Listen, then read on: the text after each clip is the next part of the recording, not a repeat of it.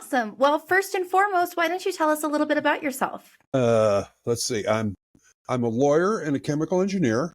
I have a master's in chemical engineering from the University of Kentucky. My undergraduate in chemical engineering is from UNM. I went to University of Kentucky Law School, where I practiced law there for about 12, 15 years before I moved back to New Mexico in 1990. And I had my former partner was Pete Domenici Jr. for about 10 years. And then he decided to move downtown. And I decided to stay uptown. And so I've become a sole practitioner. And I do have an associate, and we're still practicing law pretty much full time. And I'm collecting military vehicles about for the last 20, 25 years. And it's gradually expanded until I probably have maybe 24, 25 different military vehicles in my shop in the North Valley. Been here in Albuquerque, live in the village of Los Ranchos. I do a lot of big game hunting and small game hunting. And generally, I grow orchids and carnivorous plants in a greenhouse. And the rest of it is just fun, visiting grandkids, traveling, going out of the country, like to go to Mexico, Baja California, etc. That's That's awesome. me. So, talking about your military vehicles, is that just something that started out as a hobby? Yeah, my father was a pilot during World War II, flew B-24 bombers out of Italy, and retired here in Albuquerque in the I guess it was about the 1970s. Retired, and he worked at the Kirtland Air Force Base as a transportation officer for a while. And the rest of the family lives here. I have two brothers, both live here in Albuquerque. One across the river, and one just south. And their children live here as well. Well, I guess one of them lives in Denver, but one also still lives in Albuquerque. The military vehicles, I collected my first Dodge truck maybe 25 years ago, and as I enjoyed driving it and using it, I promptly acquired more and more. And one day, my wife was headed out the door to go to work. She worked as a director of nursing at the UNM Cancer Center for about 10 years, and then went to work for a company that does cancer drugs and stuff. And she was a nurse educator for them. She was walking out the door, and she says, I asked her, I said, I'd really like to buy a tank. And she said, well, why don't you? And I already had one picked out. So that transaction transpired about 20 years ago, and it's kind of expanded from there. That's amazing. And why a tank kind of just out of the blue? I'm really interested in historic preservation. There are very few of these vehicles survived the war, and then many of them ended up in museums in Europe, where a lot of that stuff stayed. Not very much of it stayed in the United States. And it's an educational process. I've always thought that it was important for children as they grew up to understand what their fathers and grandfathers did during World War II and Korean War and Vietnam War. And one of the ways to do that is to demonstrate the vehicles and things that they used during those conflicts. No, that's amazing. So how many vehicles do you currently have in your fleet? I have about 20. That includes trailers. I have 4 armored vehicles, a scout car, and an armored car called well, I used to have an armored car called a Staghound, but I also have an armored car called a Greyhound, which is a 6-wheel drive armored car with a turret on it and a cannon in the front. I have a cannon that you tow around behind a truck. Several trucks, including a truck called the CCKW, which is the deuce and a half truck that was actually won the war. It was the way the United States moved fuel and supplies around in Europe, and it was that I think our country built over 100,000 of those trucks, and it was really the key to supporting the troops in Europe because they could move huge quantities of supplies with these trucks. Called the Red Ball Express, I think was what those trucks were. And then I have some Vietnam era Jeeps and some other trucks. And I also have a half track, which is an early armored vehicle that we sent a lot of to Russia. And the tank. The tank is an M18 Hellcat tank destroyer from World War II, which was being used in Yugoslavia. Our country gave them to Yugoslavia after the war. And then during that conflict, the UN took them away from the Yugoslavs that were using them to shoot one another. And a European guy saw a whole bunch of them and talked to the UN and was able to bring those back to the United States and sold them in Europe. And I bought one of the last ones came in the country. Wow. So how do you go about acquiring these vehicles? There are websites where gentlemen that, are interested in historic preservation and military vehicles talk about those things and buy and sell parts and talk about how to do the restorations. And, when things become available, the word gets out, and then the people who know or who have them actually, that word gets out and the phone numbers come out and the email addresses come out and people make contact and, hey, what do you got? What's for sale? And, people are in the business. They're people in the business that sell World War II and Vietnam and the Korean War vehicles. And we all know who they are. And it's easy to find those people on the web as well. So that's how the information gets transferred. There's websites. Yeah. So a little bit of research and a little bit of networking, huh? Exactly. A lot of networking. Yeah, no, that's great. So you have about 20 units in your fleet. So what does maintenance look like to keep these things, operational or up to date or, as pristine as can be since they are vintage? Maintenance is a huge issue. We, of course, every one of these vehicles has a battery or sometimes two batteries. And I would guess that we buy maybe 20 batteries a year because batteries go bad when they sit. And we try and start the vehicles up at least once a month. We use gasoline additives in order to keep the gasoline from going bad because it sits in the tank for a long time. The vehicle won't start, and it requires carburetor repair jobs and stuff like that. So we try and keep them operational. We move them so the tires don't get flat spots on them. There are guys that do work on military vehicles. There's a gentleman out of Utah that travels around the country, and he's got expertise in most military vehicles, and I hire him once in a while to do major projects.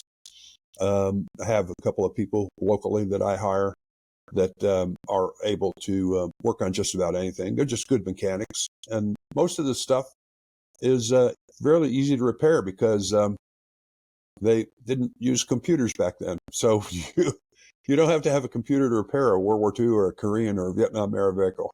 All you need is a set of wrenches and screwdrivers and pliers.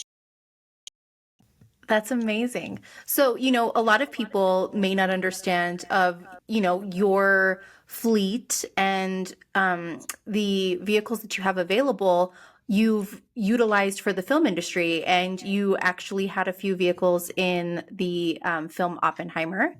And would you mind sharing with us a little bit of your experience of working with the film industry and especially that production? Sure. We I've been doing work with the set dressers and the transportation people in the film industries for about 10 years now. We provided all the military vehicles to the Waco show that was filmed out in Moriarty about 7 or 8 years ago. We've had vehicles and guns in Last Stand with Arnold Schwarzenegger that was filmed. I think it was in Los Lunas. They closed down several streets. And then we also provided all the military vehicles to the Oppenheimer film. They weren't all my vehicles because I represent military vehicles for other people as well. We've gone as far as Mississippi to bring specialized armored vehicles into the state for use in these films. We brought a tank down from Colorado for the Waco show out in Moriarty. Basically, they come to me because I'm kind of well known for having a lot of military vehicles and a lot of military equipment. We have a lot of dummy guns. We have a lot of ammunition boxes and uniforms, radios, radio towers. If it was used by the military, we probably have some of it. Old cameras, miscellaneous sorts of things. And they come and they say, do you have, and then they give us a list. And if we have it, we tell them. If we know we can get it, we tell them. And they tell us what they want and how long they want it for. And then we make all the arrangements and enter into a contract with them. And actually, it's really pleasant working for them, because most of the set dressers and transportation people, they will come to you, and when they rent your equipment, they take it from your place, use it, and bring it back. And the bigger problem with these older vehicles is they're all standard shift, and almost all the young people today do not know how to drive stick shift. So we have to do a little instruction. Most of these vehicles don't have ignition switches either. They, you punch the starter button on the floor, and it starts. There's no key, there's no fob, no buttons to press, and there's usually no locks on the doors. It's just a door handle. It's kind of interesting, but they come and they bring their trucks and load the vehicles on the trucks, and off they go. We often provide what we call a Jeep Wrangler, or a vehicle wrangler for the long shows. We had a gentleman that was a vehicle wrangler for the Oppenheimer show, and he was up in Abiquiu and in Santa Fe, and his job was to keep the World War II vehicles operational, make sure the batteries are charged up. Because what happens is, if there's no ignition switch, people tend to leave the ignition switch on, which drains out the battery. So we have to keep battery chargers available and tire repair stuff, and then teach people how to drive stick and keep the vehicles running. Because the vehicles are 75, 80 years old, and they break down. That's how we operate with them. Well, and because, these vehicles are vintage, and, you have to make sure that they're being very well taken care of. Do you feel that reassurance working in the film industry that your vehicles are going to be well taken care of? And again, if you're bringing in other vehicles from other locations, from other owners, do you feel confident that they're going to be well maintained? The film industry has gotten a bad rap.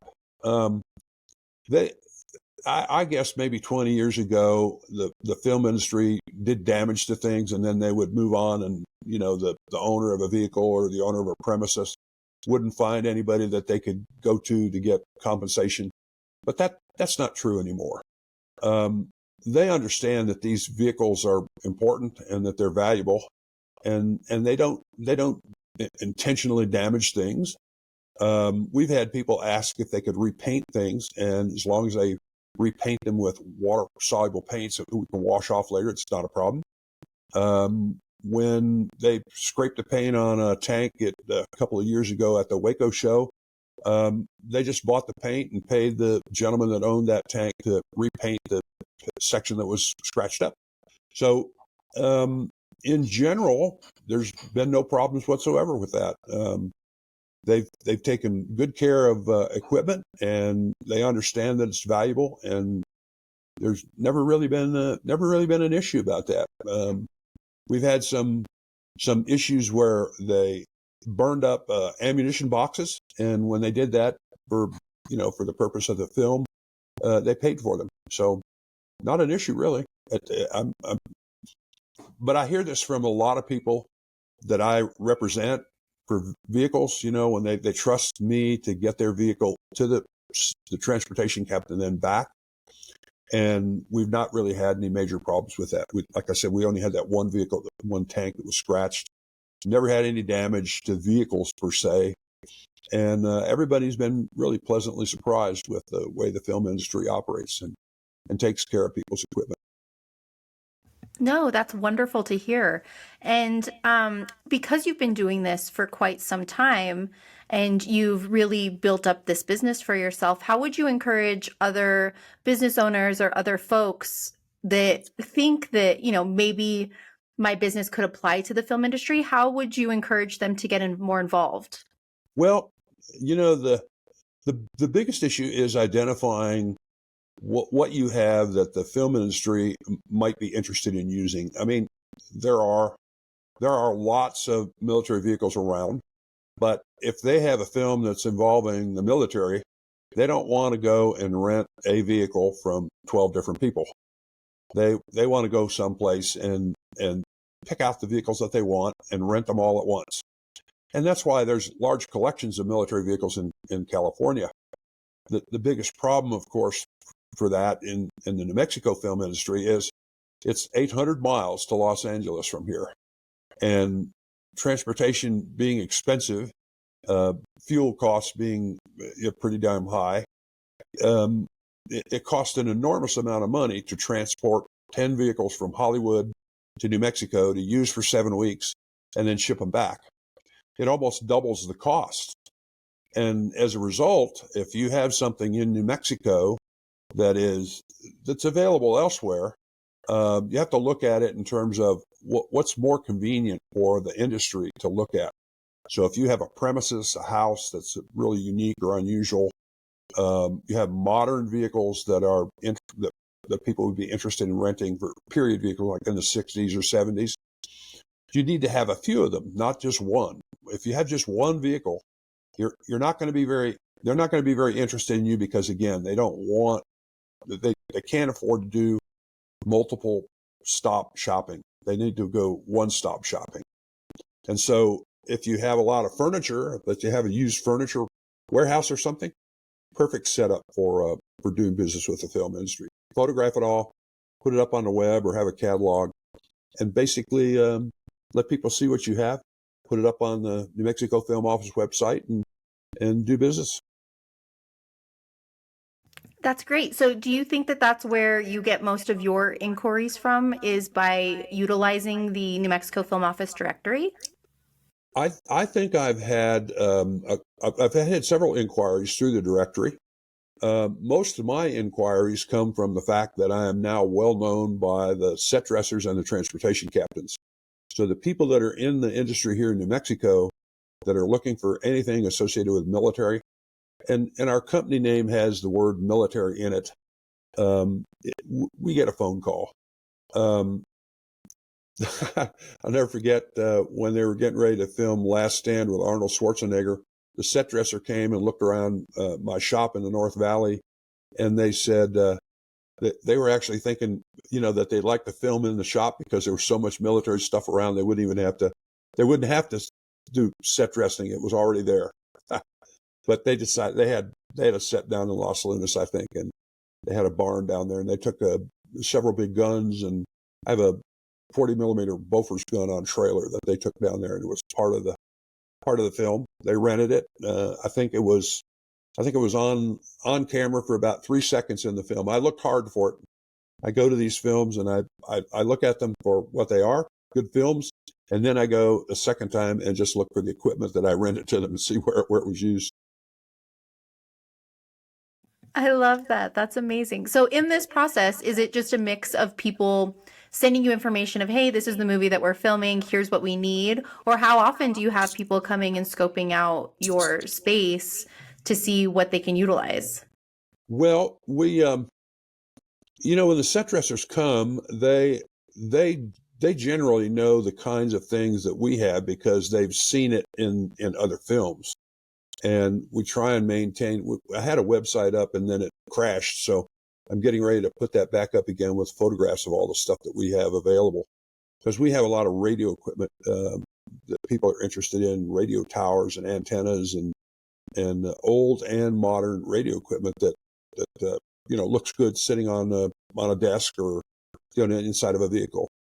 In general, they come and look for stuff at our places, but they make phone calls to us, and so generally, if a set dresser's working on something and they don't even know about us, they'll hear about us from one of the other set dressers, because there's a group of people here that pretty much stay in New Mexico. They bounce between California and Albuquerque and Santa Fe, and they'll do a film in Los Angeles, or they might be there for 6 months, and then they'll come to New Mexico and do some work here. So it's it, you become known, a known quantity, I guess the best way to put it, and it's by talking with these people and helping them out and doing those kinds of things. And we also do some promotional stuff. There's young filmmakers here in New Mexico that have gone through some of your classes at the film office. And when they come to us, if they have a military vehicle need or something that they want military, we'll often loan it to them for nothing, just so that they can, exercise their expertise and gain some expertise in the film industry. And we don't even charge them. Sometimes we'll let them, we'll take something to them, let them use it for a day or two, and then bring it back to the shop. So we're trying, we try and keep the big guys in the film industry, supplied, but we also try and assist the people that are just trying to get into the industry and become directors and cameramen and stuff like that. We've done that several times. We've loaned vehicles to people who really don't have any budget at all. They have a camera and some people and volunteer actors, and we'll loan them stuff on a regular basis. That's amazing. Thank you so much for doing that because, as we continue to build up this industry here, we want everything to be from the ground up in New Mexico. And part of that is, building up our crew base, getting more productions here into the state, and then in turn, creating more above the line jobs and more exposure for people so that way they can be trained up that way. So thank you so much for supplying services to little to no cost for those folks, because it's really important for them to get their feet wet. I think so too. And we, it's important to the growth of the industry, because those people then become assistant directors here in New Mexico. They gain some traction if they're really good, and they can work in Hollywood or they can work in New Mexico, and actually it's good for the states, good for the people here to have those kinds of jobs. The film industry jobs are really well paying jobs. Interestingly, it's the best of all possible worlds, because you can work and make decent money for 7 or 8 weeks, and then take 7 or 8 weeks off until your next job. I guess I hear that a lot from the people that are working in the film industry. You get time off. You work hard. You work really hard on the set, because I guess with the new cameras that they have, they can film almost early into the evening and make it look like broad daylight. So typically they'll start filming at 7 in the morning and they'll film till 7 or 8 o'clock at night. So 12, 13, 14-hour days on set's not unusual. But you end up having that balance because you end up working those long hours. And then if you would like to, you can take some time off and, get paid or compensated well enough that, you can absolutely take a few weeks off if that's what you feel you need. I think so. And one of the interesting parts about the film industry too is they always surprise me a little bit, because I see, just for instance, on the Waco show, in the middle of the day, everybody's been working since 7:30 in the morning. Things have been moving around really hard, and there's a guy walking around with breakfast burritos and handing them out. um, and you see some unusual things. There was a fellow that was walking around on that set out there, and it was a very green set. They scraped a lot of vegetation off a couple of acres out on the ranch in Moriarty. And there's a guy walking around with a long stick and a bucket. And I said, what are you doing? And he had a name tag on, so he's obviously being paid by the film company, the production company. And he says, I'm the snake wrangler. So every morning he would walk around the set, find all the snakes, put them in, mark where they came from, take them home and put them in cages and feed them. And then when the film was over, they revegetated the area, and they put all the snakes back exactly where he found them. So never surprised me to find some of the things that are going on. He was a snake wrangler, and we've had Jeep wranglers, snake wranglers, and I don't know if that guy was called a burrito wrangler, but the guy handing out breakfast burritos, he was very, very welcome. They were really good. No, I mean, just another example of the diverse skill set that can be utilized on a movie set. Anything from, restaurants and food and craft services to somebody that helps wrangle animals. Oh, I think so. And the food trucks were fantastic. They really did a great job. I don't think I think the food on the sets was as good as any of the 4-star or 5-star restaurants in Santa Fe and Albuquerque. They really do a good job. Um, all the way down to the bathroom and the makeup trailers were first class. Everything was first class. Never saw anything that was shoddy or not done well. Right, and they pay well for all these services as well. That's true. That's true. Well, Dan, this has been so lovely to talk to you this morning. Thank you so much for taking the time. Is there anything else you would like to add regarding, the growing industry here in New Mexico, how people can get more involved, or your experience again on large productions such as Oppenheimer? I think the biggest issue is uh, finding the people that are going to be providing the services or the equipment or the set dressing that you have available, and then trying to make contact through the Mexico Film Office directory, because you can do that. And then I think it's probably a really good idea to have a website that advertises what you do and what you have, because everybody now uses computers to find this stuff. So if uh, and I find, because I know a lot of people and I know a lot about a lot of different things as a lawyer and an engineer and a ham radio operator and all that kind of stuff, and a gun person, um, the movie guys will call me up and say, "Hey, do you know where I can get an X or a Y?" And if I know where that is, I'll just tell them, and they can go find it, or I'll know a name or a phone number. This guy has it, that guy has it, and that if you're helpful to them, they'll come back and talk to you again when you have something that they want, and you'll make those interpersonal connections that really make a difference in the world, because that's how they find what they need. They find what they need by knowing a lot of people and knowing all the places that there are to go to find those things. And the film directory is a starting point, but there's a lot of people that aren't on the film directory that have one or two items that may be of interest to them. And if you know who those people are and you have in your mind who those people are, and you're able to tell them, they'll come back to you for that information later. And then if you have something they want, they will rent it from you. And I wouldn't be afraid to rent things to the film industry. They take care of people's stuff. They do a good job. I'm not I have not had bad experiences with any of the people that I've done business with in the last 15 years in this business. No, that's wonderful and such great advice. So, Dan, how can people get a hold of you or get to learn more about your business and possibly your website, if you're on social media, anything along those lines that you'd like to share? We'll have our website back up here shortly, probably within the next week or two. It's the name of the company is New Mexico Movie Militaria, and we sometimes use the initials NMMM. My email address, well, I'll just give my phone number. My phone number is 505-269-2056, and I pretty much accept calls from anybody except spam calls. I get a lot of those, but if I don't know your phone number, I'll probably answer the phone anyway. So, and more than happy to talk to people about how to do this and how to enter into contracts and things like that.